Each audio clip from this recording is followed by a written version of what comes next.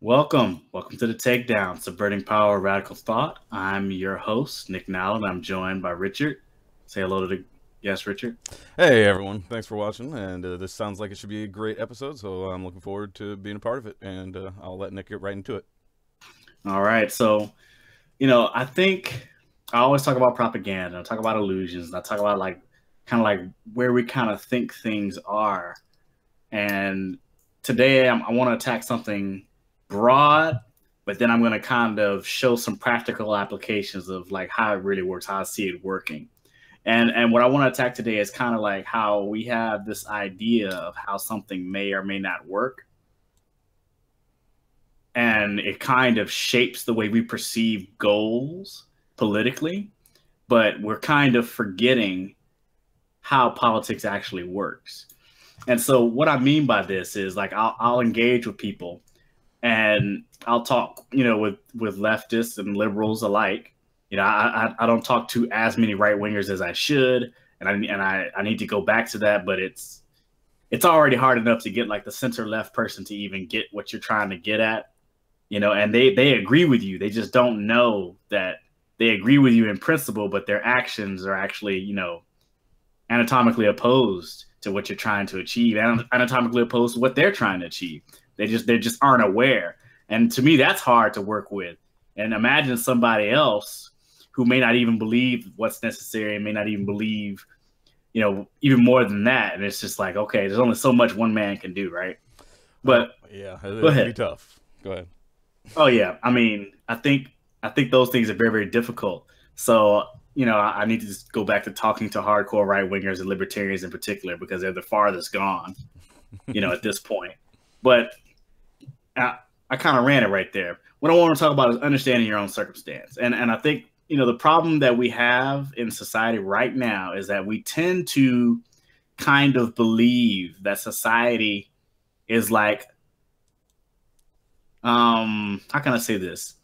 It's like made up of individuals. And what I mean when I say that is that if this works for one individual, that means that same case will work for a numerous amount of individuals. And then like I can also say that this case will then work for the collective of individuals.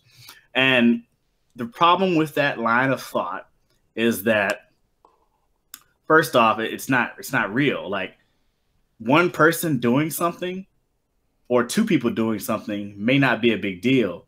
But when you have everybody doing something, it creates something completely different because one person doing something affects someone else and may change what they do and vice versa. So there's feedbacks in the system. So what they call it is like a complex system, meaning like each individual or like the entity as a whole is more than just the sum of its parts. Like when you try to add all those parts together and you get like a collective whole, you have something that acts very, very differently from each individual part by itself. And so like getting that through our heads and like really digesting what that means is going to be so helpful to us when we talk about, addressing, problems. So let's talk about addressing like a political problem that we may have here in the United States. United States, we have tons and tons of problems, but let's say I want to address anyone. Let's take mass incarceration. I was recently talking about mass incarceration, so I'm just going to pick this topic. And I proposed to somebody that a federal jobs guarantee is probably key to really starting to get to address mass incarceration. And right off the bat, what do you think about that, Richard? Well, I mean, I know you're very partial to your federal jobs guarantee, and I didn't know for legitimate reasons. I'm somewhat skeptical of it, and I know we don't want to make the show about the federal jobs guarantee, so I won't say anything about that specifically. But I do carry on your point about the difference between individualistic behavior and collective behavior and how that shapes what's actually happening. And we can think of several examples from the different parts of a cell, or one that's commonly used, I think that people might be familiar with, is saving activity. If one person saves all of their money and spends as little as possible, that has a negligible impact on the economy. But if an entire nation saves as many, like every penny they can, and spends as little, that has a very different impact on the national economy. And so I think that's a really important point, and I think it's critical that that if people want to understand what kind of ideology or whatever is going to help them along the way, that's one of the things that they're going to have to consider in the implications of their ideology. Is it, does it work if I do it, and does it work if everybody starts acting the way I'm acting, or I think people should act? But go ahead. Okay, so here's the thing. Like, I think most of the time when I talk about the federal jobs guarantee, like the number one thing that I run into is that people seem to just think it's just a job and that nothing else will change. And it's because you're looking at things as if it's just one piece of something, and that you're not understanding it's a complex system. When you do that one thing, it affects a lot of other things. And so the political economy changes. So we have something called a political economy. And what that means is basically politics right now is arranged as like a group activity. So basically you have groups that have interests, and then they use their power to basically go about getting their policies put forth. So we have an issue in mass incarceration where we have a large group of people that are incarcerated, but the only people that care about those people are them. So a lot of times, I mean, let me say, instead of using words like them and these and those and oppressed groups and things, I'm talking about black people. This is like a huge black issue. And I don't think I need to beat around the bush with that.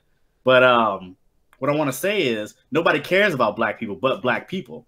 So thus, if we're talking about how to solve an issue that directly impacts black people and nobody else cares about them but black people, the first clue would be, hey, if we're engaging in a political economy, this seems to be a political problem.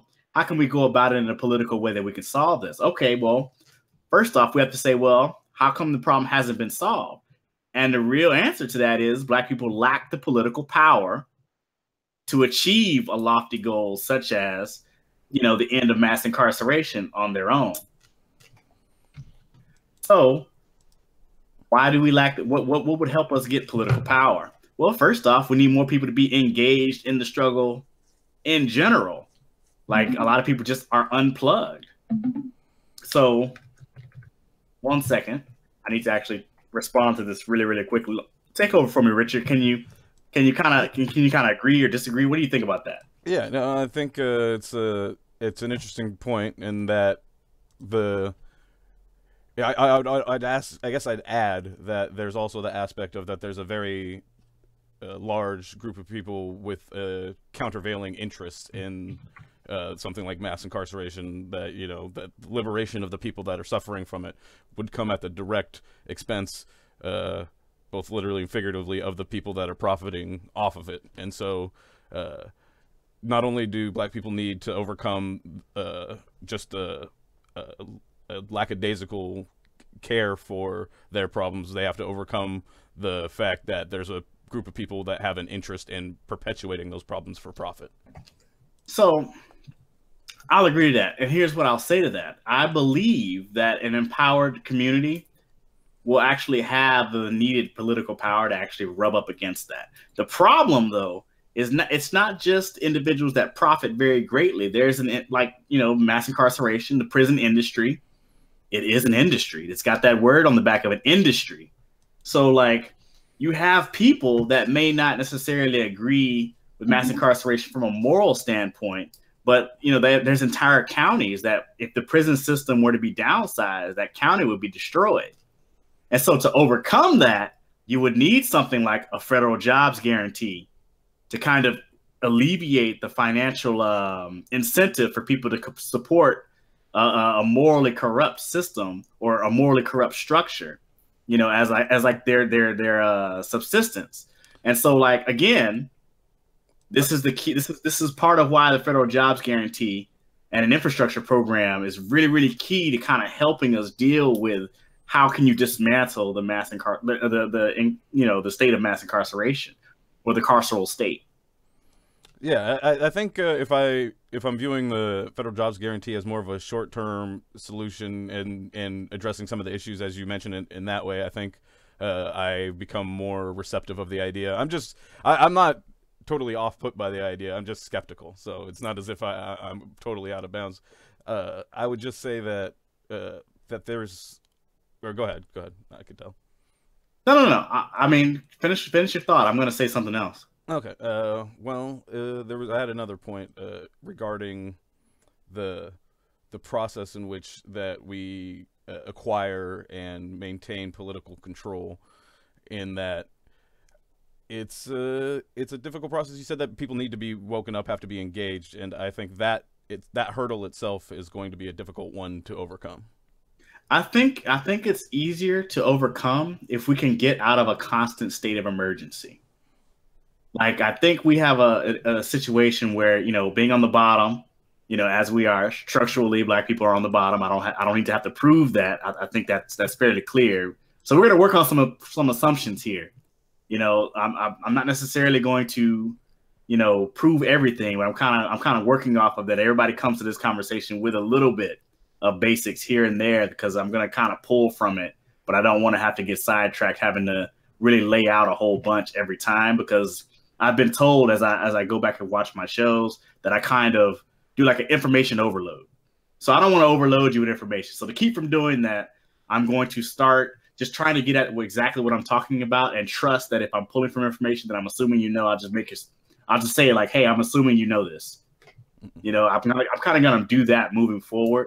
I hope you guys will appreciate that. That way I don't have to have, diarrhea of the mouth, whenever I try to make like something that should be a simple point, but, requires a lot of background information. I shouldn't have to go and just blah, blah, blah. Shouldn't have to shoot that out there like that. And I know Nick likes checking in on the comment sections on the video. So if you do have an issue where you want to clarify something like that, I know Nick's really good about interacting with those. So I would advise if that comes up for someone to go there. Oh yeah. And to double down on what Richard just said,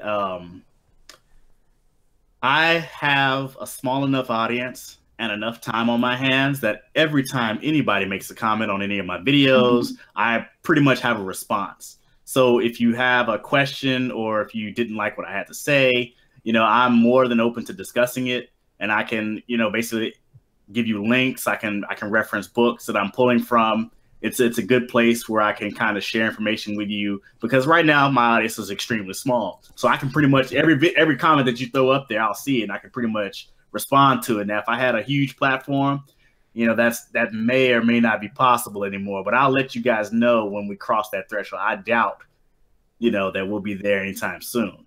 So get in while it's good, people. Go ahead. Yeah. Of course. We got sidetracked here, but we were talking about what? Political economy, right? Yeah, and we were talking a little bit about how waking people up in general, and then you had a carry-on point that you were going to add on. Oh, yeah. Yeah, we're always in the constant state of emergency. See, I've got my notes right here. We're always in a constant state of emergency. So, like, there's a study where if you're always in a constant state of emergency, then your life is terrible. You don't have a lot of opportunities, and things are kind of hectic. Like you're just taking it day by day. That kind of locks you out from engaging in the political process the way a lot of other people who have leisure time, as I like to put it, who have a lot of leisure time have to engage in the political process. So I think one of the greatest barriers, for us typically has been that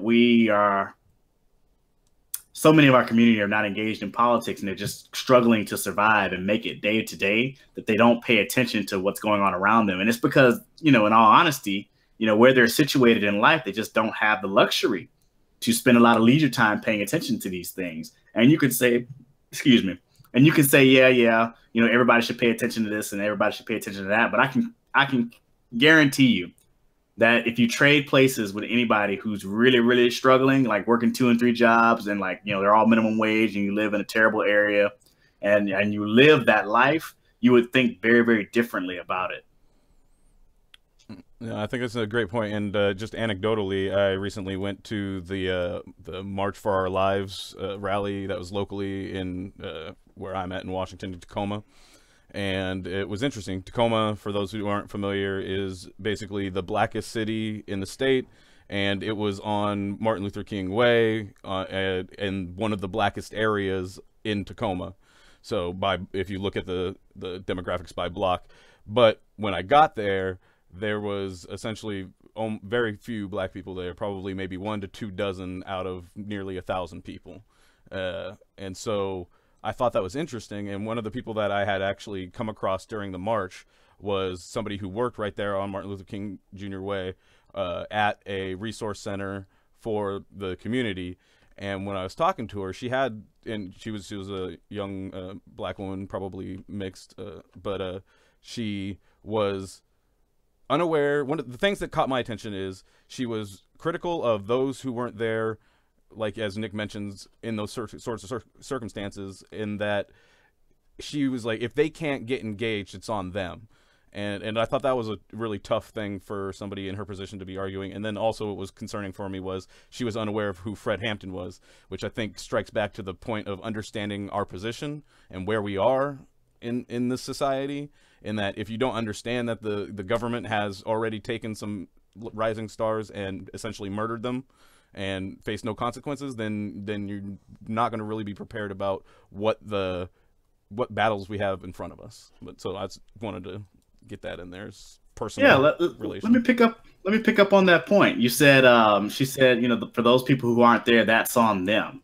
And see, I think we've kind of gotten away from, you know, the understanding like of what freedom really is. Like, I think one of the biggest consequences of having like an individual view is that we think that like your individual choices represent your freedom.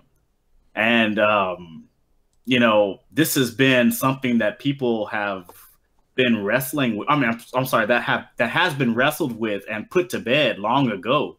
You know, I want to say back when we had the labor struggles of the United States, like there was a huge struggle between farmers and basically farmers in the western states along the border of where slavery stopped. They didn't want to be next to slave states, and they had like huge bloody battles because they realized that like as a farmer, you can't compete with slave labor.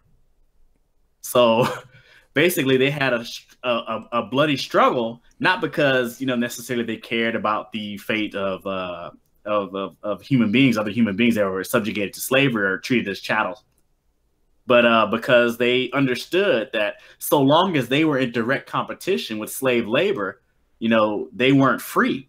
They considered themselves what's called a wage slave, and because they understood that where they were, you know, positionally, they understood where their position was. They were able to mount a political contest to assert that without these certain things, they didn't feel free.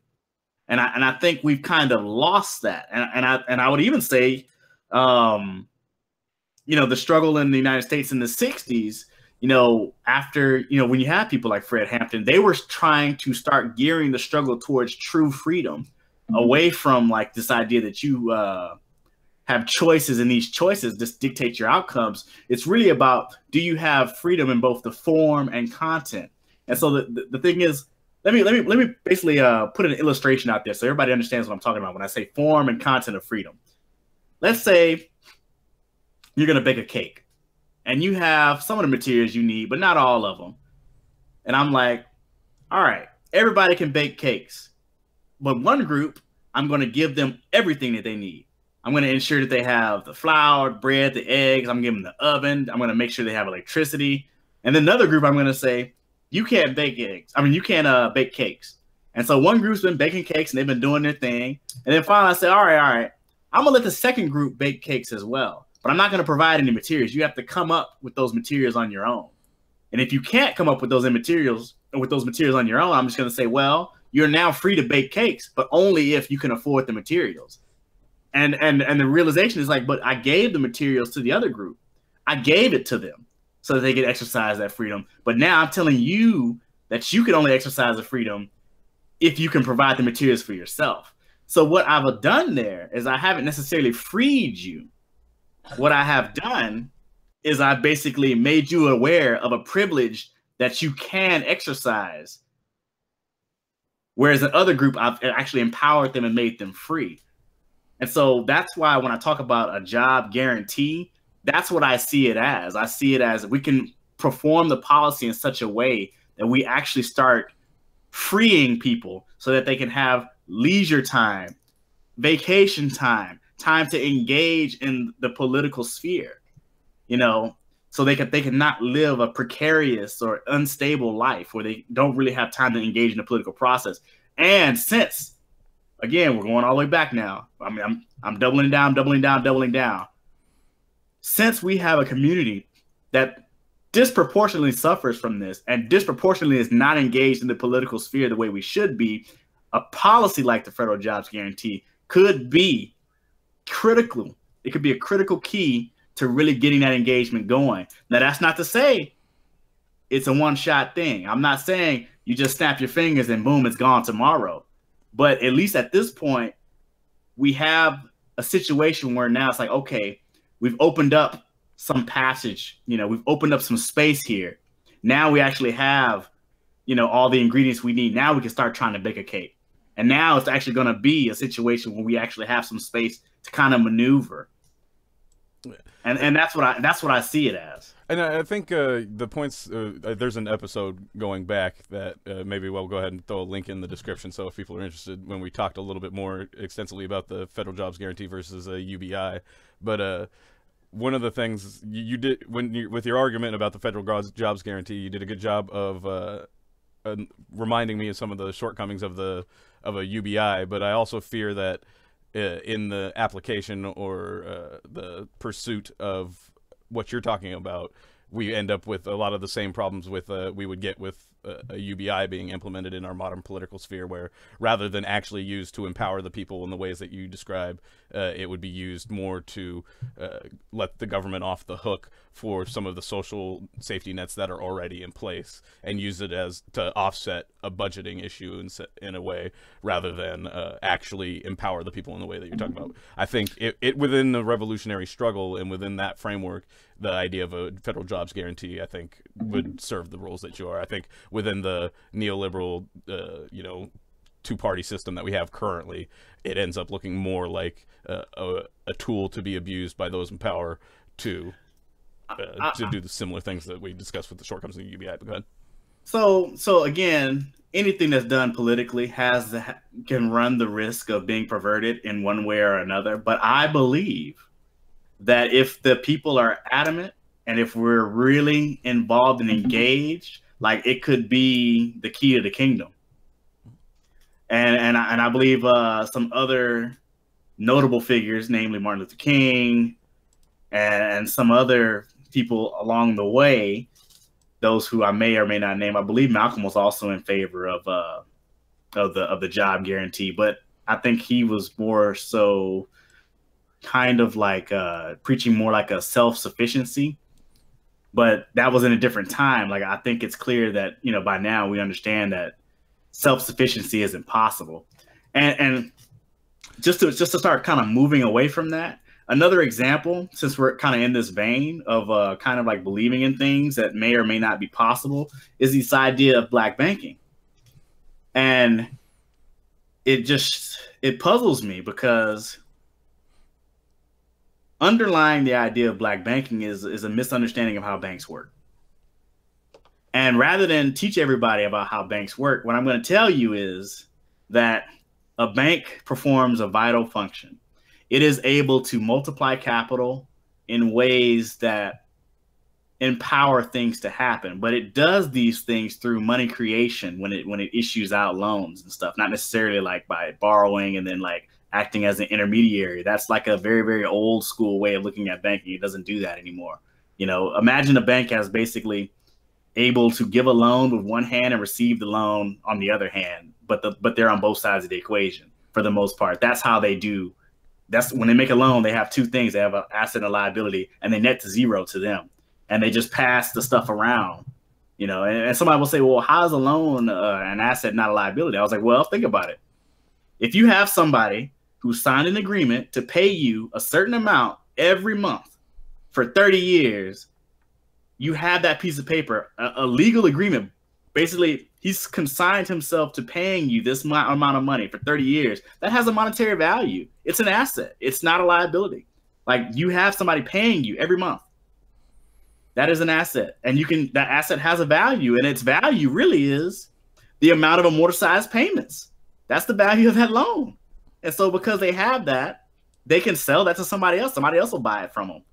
And the liability was only the money that they gave you, right? But after you spend it somewhere else, you've moved the liability because their liability is the money that they give you. If they give it to you and you spend it somewhere else, they no longer owe you anything. Their liability's gone. They have an asset that you move the liability somewhere else.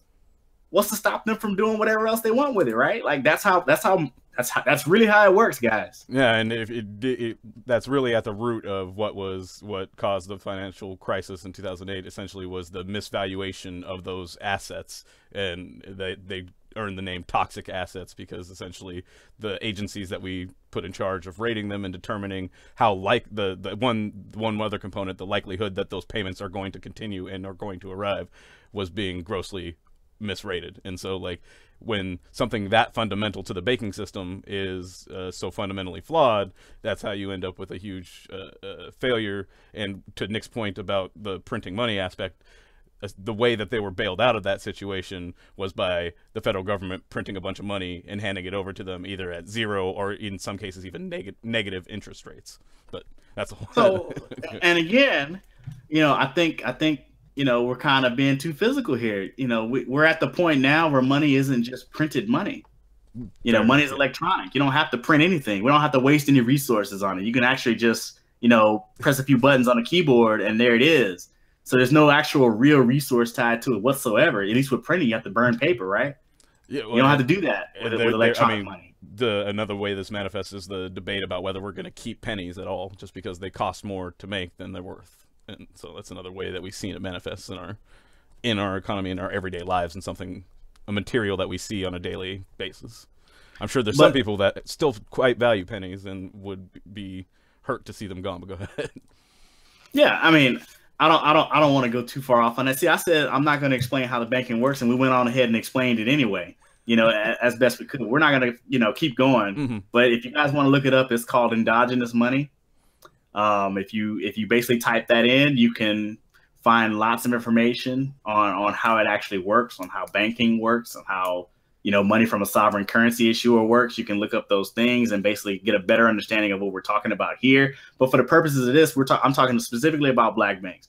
And like what I want to say is that black banks, first and foremost, is a propaganda, is an illusion put out there to play on your emotion.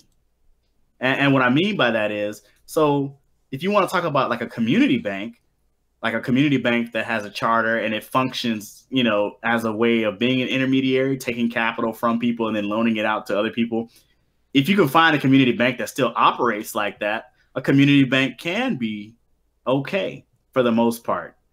But generally speaking, a financial crisis happens or any type of crisis happens, that community bank doesn't have the capital or the backing required to really survive those types of things. Generally speaking, throughout history, there have been several Black-owned or Black community banks that have popped up, and each of them has failed in one way or another. And I think there's a good book by Mersha Baradaran called The Color of Money, Black Banks and the History of Black Wealth Gap, what they can do, what they can't do, things of that nature. She kind of chronicles that so we can kind of understand what we're saying. But the key takeaway from this is like this idea that if you take your money, you take it out of a traditional large scale, white bank, and you take it to a black bank, and not a community bank, like a bank that's just owned by Black people, which also doesn't make any sense, right? But you take it to this bank and it's supposed to do something. Here's the problem. They're going to take that money and they're going to invest it right back with the same white institutions that the white banks invested in, except they're going to have less return on investment because they have less capital to work with, and they're going to be more riskier in general. So what did you really do there? You feel good about it, but as far as like community uplift or doing something for your community, you've done nothing. Not unless the bank was chartered and specifically required to do something that banks can do that can empower a community, would it actually work out in a favorable manner. But then you wouldn't have a Black bank. What you have is a community bank. Basically a bank that's chartered to and basically regulated or mandated to serve the community. And I think that's why people kind of mix the two things, like a Black bank and a community bank are the same things. Like, no, they're not. And then they'll say, well, let's say I'll explain all this to somebody. They'll say, well, Black banking is not a bad idea per se. And I'm like, well, what do you mean not a bad idea? I just explained to you that it's a worthless idea. But still, because your mind is so attached to the idea of having a bank owned by black people and that meaning something, that even when I explain to you that it means nothing, that you, number one, you can't segregate your money. In America, all money is like flowing together, right? You can't segregate it. There's not like money in this community and money in that community, and we can kind of keep them separate if we do the black bank or something. No, that's not how it works. It doesn't work like that at all. So because it doesn't work like that, the idea of a bank being owned by black people being like a community uplift or something like that, it's garbage. And we need just to let go of it. Let go of it as quickly as possible, because if we hold on to it, you're just going to fall prey to predators that want to prey on your emotions. They want to prey on your aspirations to have something, represent you and be powerful and big or whatever. They're just going to prey on that and just take your money. Yeah, there's a few, like, I think you point out a few things that I think are important. One of them is just how black banking lends itself towards the reinforcement of capitalism. And so for those of us on the left that aren't huge fans of capitalism in itself, the idea of black banking is problematic there. Also, one of the things that stands out to me is the notion that if we put, black skin on something, that then it becomes better and less likely to, and it becomes an impossibility to abuse the people that look like that person. I think that's problematic in that we have to hold people accountable regardless of what they look like. And so while black ownership may in the long term increase the odds that black people will be higher in the consideration, there were plenty of black overseers on plenty of plantations, and plenty of black folks that helped facilitate slavery and helped do all sorts of things. So it's not as if positionally our society is capable of turning anybody against their own. And so simply putting putting black in front of banking doesn't make banking better. And I think that's really a critical point. And then finally, I guess, as far as the value of it, I do see one particular aspect, and this, full disclosure, this was a bit of a discussion before in DMs or whatever, but that what black banking does is, if you're at a bank, if you have a bank account and it's currently at Bank of America, it could be marginally better to be, especially if you can find a community style, as Nick pointed out, black-owned bank. But even if it's just at a black bank, it's a very marginal and small victory, and as long as you recognize it as that very small difference, then I think it's fine to also appreciate that very small betterment of not having your money with one of the known criminal organizations and having it with, this black-owned institution. However, and ideally one that you hold the higher standards than simply just being under black ownership. But go ahead. Yeah, like the problem is that black banks just mean a black person or a group of black people own it, and that has nothing to do get the qualification or to make it the words and true. That's nothing to do with how the bank operates. And so if we're not talking about how the bank operates, then there should be no real distinction, because the problem with banks is not who owns them. The problem is how they operate, and that's more important than anything else. Any of that imagery about being independent, about building wealth, about all that kind of stuff, like none of that means anything, because what's the most important, all that's going to be decided by how the bank operates. And so if they operate like a traditional bank and they're just owned by a black person, there's no point in being there. You need a community bank. Then on top of this is also, I'll say, like things like, when I talk about community banks, this is why post office banking could be, a very useful tool, for uplifting the black community, because we have a lot of predators that are out there preying on black people not having bank accounts, not having access to electronic funds, the payday loan people, the checks cash places, like banking services like that. You can actually save the community tons of money and cut out that highly extractive industry just by having the post office act as a bank and allowing people even with bad credit to have accounts, and it just be a service. The government just has the government has the ability to open up something like that. And even if it loses money, it's not supposed to make money. It's a service. It's not supposed to be a profit-making institution. Therefore, having small accounts and things of that nature, though, that doesn't really necessarily hurt, the government to do that if they had like a banking infrastructure in the post office. Whereas a smaller bank, generally speaking, they want you to have larger accounts, and they want you to leave the money there and have it less frequently used if they're even working under like some sort of community schema. If they're just, double entry bookkeeping and they're just issuing loans like that, none of that matters anyway. Mm-hmm. That's, I think a very important point you bring up. Yeah, so I think those are the two ones that really stuck out to me. Like, the idea that, like, hey, because I'm not giving you a direct answer to what you think you're wanting to see, but I'm giving you an answer that literally tackles it from multiple angles. When we're talking about the federal jobs guarantee being a critical key to possibly being able to address mass incarceration. It's a political problem. We lack political power. How do we get political power? We increase our wealth position. How do we do that? That has to come through government policy. So we have to increase our wealth position first, alleviate some of our political tension on the opposite side, and then get more people engaged so we can actually start to go to war with these institutions that are highly invested in mass incarceration. And only when you do those things will you start making progress. You're not going to make any progress otherwise. Yeah, I was just going to say, to your earlier point about recognizing where you are, it's important also that while tackling this endeavor that we keep in mind, and you alluded to it earlier talking about previous black banking institutions, that black people in this country have done the virtually impossible as described and lifted themselves by their bootstraps several times throughout this country's history, and several times that was systematically destroyed by countervailing forces, primarily white supremacist interests, that shut that down in the interest of helping along some other less advantaged white folk or other billionaires.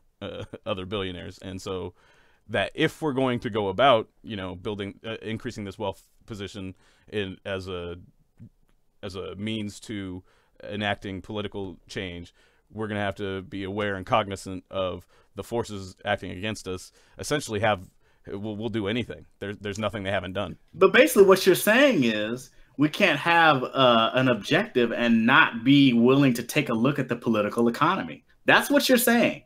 Like, I gave an answer, basically, like I said, I gave an answer and I'm like, hey, this will do these things. And I kind of gave a rundown, but it seemed like we weren't taking into account of what all really goes in. Another thing I said also is if you have a federal jobs guarantee in place, you have individuals that aren't being treated well by the private sector already, but now you have that same group that now have a criminal record and they're going to be treated by the private sector even worse. So we need to have things in place so when they come out that there's something for them to do, or else they will resort to crime.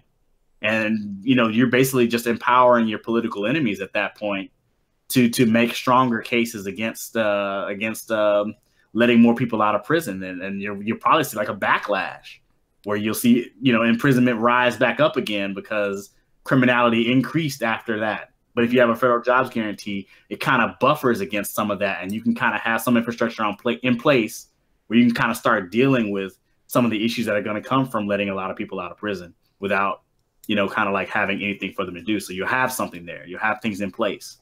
Yeah, and then maybe it's probably not fair to our audience because I doubt there's many of them in there, but I'm sure they have friends and family that are in this position. But the recognition of the failings of the Democratic Party and how they've played an instrumental role in the example that comes to my mind is Debbie Wasserman Schultz advocating on behalf of those predatory lending institutions that you mentioned, taking advantage of black people not having access to banking, and that her being essentially one of the leading figures in the Democratic Party up until she got caught with what she got caught doing, but essentially still ended up landing on her feet, getting support from Hillary Clinton in her ongoing campaign, and continues to get support from the Democratic Party. So one of our opponents in this type of empowerment isn't just going to be the Republicans and evil, conservatives, but it's going to be a large portion of the left, of what's at least the nominal left. And what's so funny about this is because we live in a time right now where it seems like it's almost like everybody kind of acknowledges that mass incarceration is wrong. Yet we just haven't seen much movement on the issue. And what I hate to say is like I feel like some progressive groups may be suffering from some colorblind racism on their own. but they seem to be unwilling to acknowledge that mass incarceration is low-hanging fruit. Like, what we really need is empowerment of Black communities, you know, to really start getting, you know, the politics that we deserve. We can start actually, you know, kind of beginning to come at these other groups. Like, you know how they have the big tent, like progressivism is this big tent and stuff like that. Well, we need to empower ourselves so we can come at these groups as equals and be engaged and understand the political economy and really start maneuvering within that realm to kind of make a lot of things more possible for us. I think, you know, when I was talking to somebody about this very same thing, what they told me was, well, hey, Nick, you know, they used a personal example. They used a personal example of how, you know, what I was saying, you know, it makes sense, but at the individual level. And I was like, again, you can't go back to the individual level, but they gave it anyway. And I was like, why am I having to sit here, listen to this long drawn out story about your individual experience, not even your individual experience, your father's individual experience. And, you know, we're talking about somebody who came of age, you know, 30, 40 years ago. And I'm thinking to myself, like, you know, if it weren't for Martin Luther King, your father wouldn't have been shit. He wouldn't have done anything. Like, the struggles of people in the 60s opened the door for the success that, you know, our parents are eating off of. But like, he just seemed like, oh, all you got to do is do hard work. It's like, no, man. You know, they opened space for him to basically be able to operate. And we saw as soon as basically the struggle or the political contention or the political will to keep that space open kind of relaxed, it started to close back up. You know, and now we're seeing, like, you know, we're starting to kind of backslide, and we haven't made progress since that point. And it's because we're not doing politics. We're not engaged in the political economy in the way that we should be. And like, he just looked at me when I said that. He was like, oh, you know, are you saying he wouldn't have done anything or he didn't deserve to do anything? Of course he deserved whatever he got. I'm just saying he operated from within a space that was opened up by political action of other groups, of other people. And that's what needs to happen now if we're to move forward. What were you about to say, Richard? I'm sorry, I kind of rambled. Oh, no. I was just going to say that I had an example in mind, but sorry, I had a distraction in the room, so go ahead. And I'm gonna say something else he said to me. He said, you know, well, was World War I fought the same way World War II was fought? And I was like, what? What do you mean? No. To me, the correct analogy would be, you fought World War I as trench warfare, and then when World War II came, you just decided to stop fighting. You just let the enemy just roll over you. That's what it seems like to me that you're really saying. You're saying, like, now you don't fight by engaging in the political arena. Now you fight by trying to basically struggle and do something on your own in a system that's arrayed against you, in a world where, you know, power is exercised by groups and really, really powerful individuals. And I can tell you right now, none of us are really, really powerful individuals. That's just not how that works. As a group, we're weak, and as individuals, we're even weaker. Mm-hmm. Yeah, no, and the thing is that you can individually find success. You know, like, you can look into various industries, whether music industry, sports industry, where you find individuals that have individual success stories where they overcome impossible odds and, you know, achieve some sort of economic freedom. Although we find frequently that, you know, Michael Bennett, for example, getting charged in Texas, or, you know, one thing after another, that even when you get into a comparable economic position, that the social political economy still puts you in such a position that your power is still very limited as an individual. And so, and also that the system will exploit people seeking individual success, and in exchange for your individual success, they expect you to help hold down everybody else in whatever way is fitting for the position that you're in. And so, in a lot of ways, and I think that's part of the struggle that pairs back a little bit to what you were talking about earlier, in that I think a lot of people run up against this in their life of, you know, interacting with, working for, you know, buying from people or corporations that are in opposition to their ideals. And I think that struggle that people come with, whether it's you know, choosing a bank, or whether it's choosing a job, or whether it's, you know, figuring out how you're just going to make it day to day, I think a lot of people focus more on the the daily impact of that in their lives, then they are able to expand on the larger and see it from the larger perspective of, I'm one unit in a much larger political entity, and by uniting with that political entity, I empower myself and that entity. It takes a lot of time and thinking. Yes, and I mean, basically, just double down on that. Remember what I just said. You know, power is something exercised by groups and extremely powerful individuals, like very, very, very powerful individuals that can exercise power singularly as a one person, and then groups of people can exercise power. But like, you know, we're the weakest group. We're on the bottom. We're structurally on the bottom, and you want to go it alone and be an individual, where you're even weaker than being with a group. And for every group above us, it's in their interest to keep us beneath them. And so the only way that we're really going to be able to, in my opinion, be able to acquire that type of power is by first uniting uniting at the bottom together, and then incorporating all of the groups that are slightly above us in this social political hierarchy in until we get to where our group is bigger than the group that we're opposing, and more powerful by way of influence, by just mass number and the depth of which we're a part of the industry, you know, kind of like a Fight Club type of thing, you know, and that we're everywhere. We're the people who make all the wheels turn. And so you have to, our power supersedes yours in that way. And so yeah, I'm not quite 100% on it working quite like that. But to be honest with you, at that point, you know, we would kind of be looking into a crystal ball. So I don't want to double down and say it will work quite like that. I'm just saying it will work out better for us in some way. Maybe it's an overwhelming force kind of thing. Maybe it's, you know, maybe it's a strategic placement of usage of power or something like that. We're smaller, but we're able to use our power in certain places where it amplifies. And even though we might be smaller or less powerful, we're using it in the right place for the right thing. And you know, whatever's going on in the moment may just be with us, where we have, you know, basically the winds at our backs instead of at our faces, and we're able to kind of just roll through and do something. You know, it may be something like that. It may be that we don't even know, you know, what's possible until we get out there, and then all of a sudden something happens and it opens up in front of us. You know, that's a lot of things are really decided that way. Like, nobody knew that when they set out to do this, that it would be this big thing. And you'll always hear these accounts of people recalling what they were saying. We set out here, we never dreamed that we would do X, Y, and Z. We never thought that we would do X, Y, and Z. And nobody knew it would be as big as it was until, you know, it was. And we're looking back and we were all a part of it. And, you know, they're telling the story about struggle. They're telling the story about political contestation. They're telling the story about getting out there and being involved in something. And the key thing that you want to take away from that is nobody knew what it was going to be when they went out there.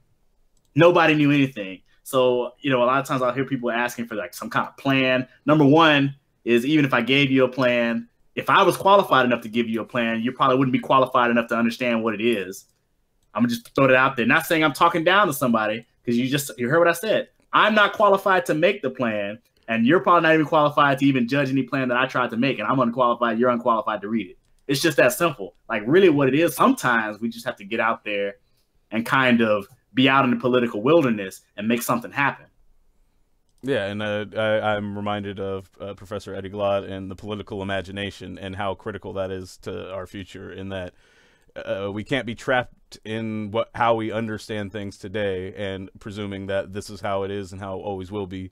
That it was the imagination of the people in the 60s, the imagination of the slaves on on plantations of what a freedom could look like, that inspired and encouraged them to pursue it and take the necessary action, getting in the streets, doing the actions that it took to get there. And so I think it's really important that we don't limit ourselves to what we know to exist and how we know the political sphere to work in imagining a future. And so, but critical before achieving that future is uniting in attaining that strength, and then applying it with action and bringing it into the field. Those two things are where we're at, I think, right now in the struggle. I think a lot of people are waking up, and that's a process that will continue to build on itself. But the action is something that takes a very much of a conscious effort to maintain and improve, or else you end up, as you described earlier, where that relaxation means an encroachment from the power structures that would rather see that squashed. Yeah, I mean, and here's what I would say. Like, I think, I've talked about this before when I spoke with John Baraka, the Green Party vice presidential candidate. I spoke with him not too long ago on this show, and it's really incumbent upon everybody to kind of start getting out there and reading. I'm not saying you have to go back and read The Wealth of Nations. I'm not saying you. Well, to be honest with you, I would recommend that you read Capital Volume 1. At the bare minimum. Common Sense, I would also recommend that you read these things, but like, you need to read a lot of stuff to kind of start getting into the right mindset, because without you knowing, culture has been working on you.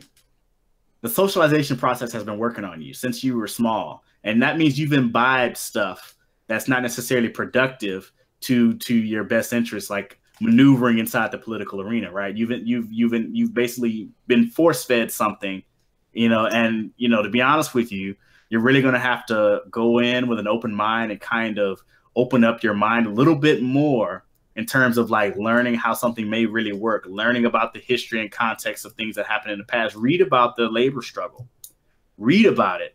Read about the struggle of African Americans in the South to own and hold businesses, to hold land. Read about what happened in those stories, and don't read about it because you want to be entertained with something. Read about it because you want to learn something. You want to actually have some sort of knowledge about some of the things that happened in the past, and the lessons that you can learn. Because there's a saying, an idiot can't learn from his own mistakes. A smart man can learn from his own mistakes. And a wise man can learn from the experiences and mistakes of others. We need to start, everybody doesn't need to be a wise man, I'm not saying that, but we need to start basically, kind of like looking back to history and kind of gleaming that wisdom from the learned experiences of others, so that we can better interpret the material conditions in which we live and the context in which we find ourselves. Like, when you do that, you really kind of move into a new stage where you look at politics completely different. And, it's a transformation that all of us have to go through. I myself have gone through that transformation. And so that's why when I have these conversations with people, I have to remember, like, not everybody is going to go through that at the same pace. They haven't gone through that yet, but it's a process, and it takes time for you to get there. And it takes a lot of effort from the individual, because they're going to have to put in some effort thinking about things and learning about things, and not just kind of regurgitating whatever they've been force fed. I feel obligated at this time to both make a suggestion and a bit of a plug. I'm one of those folks that's going through that, I think, in my own way, learning about more of the history and getting a better context of where we are and where we've been. And an invaluable tool in that has been Wendy Muse over at the at Left POC Project. There you can find her on Twitter. And over there, she's been diving into the history of leftists of color, and with also attention paid to a variety of different people. And we recently started a project called Reading Revolution, where we're taking primary documents, ideally from revolutionaries, and examining them and learning and understanding them better. And so one of our first episode was looking at History Will Absolve Me from Fidel Castro. And for those people who may not be able to sit down and read the 70 pages for one reason or another, there's other ways. This is just one example that you can kind of start to imbibe this type of information and absorb it in the ways that work for you. And so I advise checking that out. And all over Twitter, there's some really good information as well. Another project I'm working on, the Discourse with Brandon Sutton, also takes a lot of looks at some of the current issues from a lens that's much more black oriented and with a deeper value on the historical context of things. And so I really appreciate the opportunity to both plug and to be a part of those projects. And I'm always looking out for more, and I'm glad to be a part of this with Nick. And all of what we're doing, all the people that I've seen, the leftists of color, and even at the Progressive Army, and just the people that I see taking this space that have noticed the opportunity provided because of this vacuum that we see because of lack of leadership by our political entities and political parties for them or for the people that they care about is really inspiring. And so for all the people that are doing all the work of getting this information and providing it to folks, I think it's the least that we can do to try and make an effort to absorb some of it by listening or reading or whatever. Go ahead. Hold on, Richard. You're making it seem like we're closing out. No. I just wanted to get that in, and I've actually got one more thing that I actually want to talk about, and this is going to go out to basically leftist politics, in general. And what I want to say is, there's been a lot of internalization of colorblind racism, and I think Wendy put a post up that said, white supremacy is a learned behavior, but its students come in many colors, and I think I take that to heart, because a lot of times we have coalitions or groups that seem to refuse to acknowledge that they have a checkered history at best when it comes to working on issues with people that are already here. So what I'll say to that is, like, and on immigration in particular, like I've seen that, the history on immigration has not necessarily been kind to Black folks, history wise. And yet, I have not seen a lot of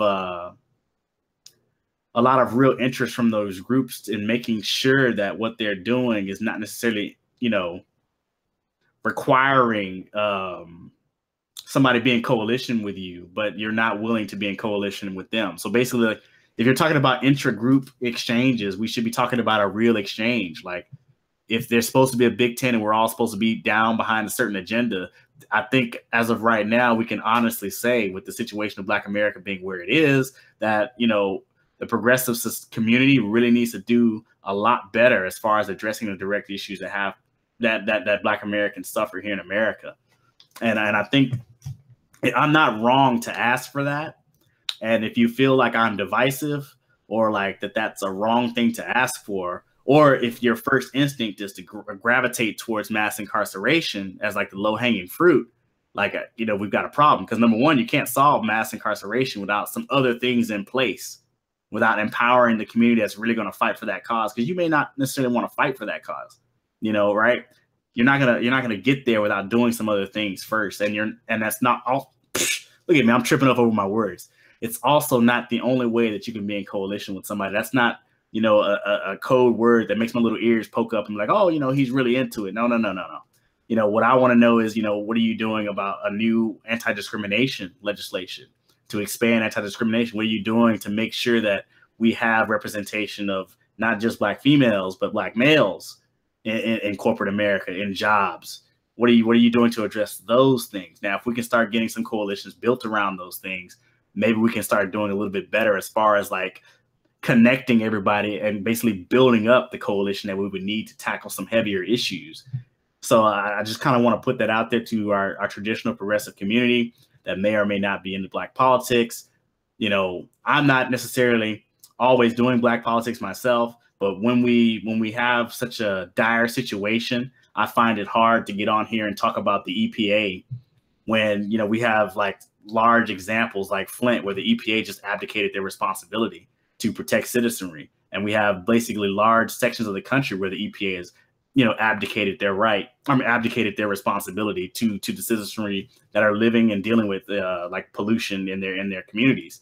And so, all that being said, point being, that was for the environmental groups, the environmentalists out there. If you're concerned about the environment, but you have nothing to say when the EPA has utterly just failed to uphold its responsibilities in communities of color across the nation, you're just not doing a very good job in building a coalition. And I just wanted you to make you aware of that.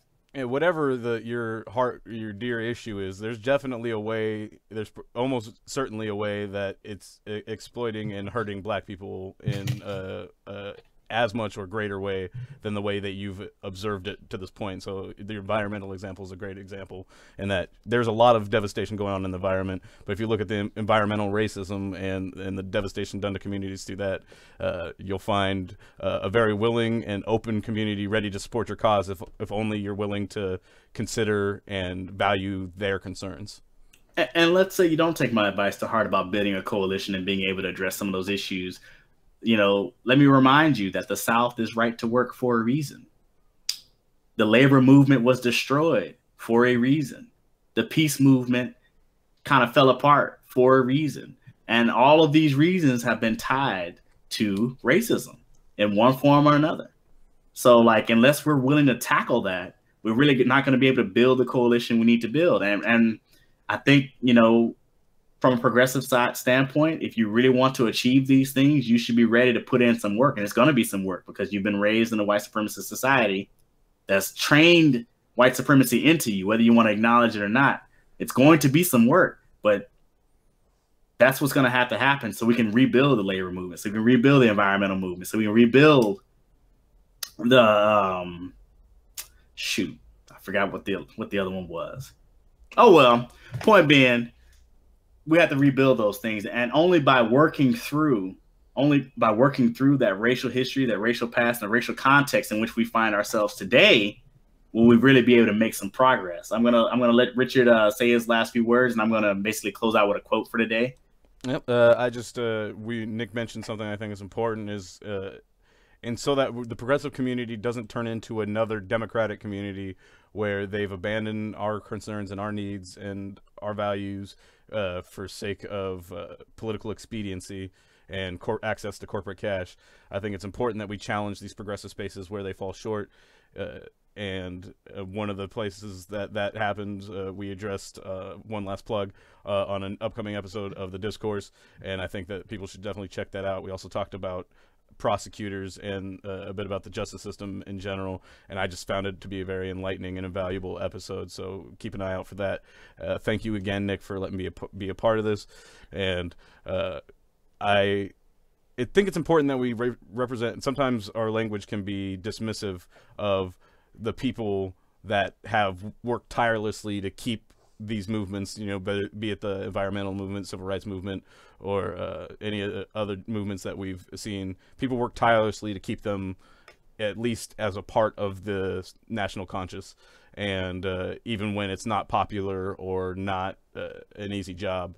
And so it's not for the lack of their effort that these movements have sputtered in various ways, but as a collective social issue of us not doing our job as a society from all levels, from the very top on to the bottom. Some of us have not lived up to our obligations in ways that we can and maybe should, and it's important that we challenge ourselves as well as those with more power than us if we're going to actually make this better. So that would be my parting piece. All right. I want to thank you guys for staying with us. Here's our quote for today. And what's funny about this quote is that everybody remembers the last sentence, but to me, the more powerful piece of the quote is everything but the last sentence. So this is a quote from Frederick Douglass, and it says, the whole history of the whole history of the progress of human liberty shows that all concessions yet made to her august claims have been born of earnest struggle. The conflict has been exciting, agitating, all-absorbing, and for the time being, putting all tumults to silence. It must do this, or it does nothing. If there is no struggle, there is no progress. Those who profess to favor freedom and yet deprecate agitation are men who want crops without plowing up the ground. They want rain without thunder and lightning. They want the ocean without the awful roar of its many waters. This struggle may be a moral one, or it may be a physical one, and it may be both moral and physical, but it must be a struggle.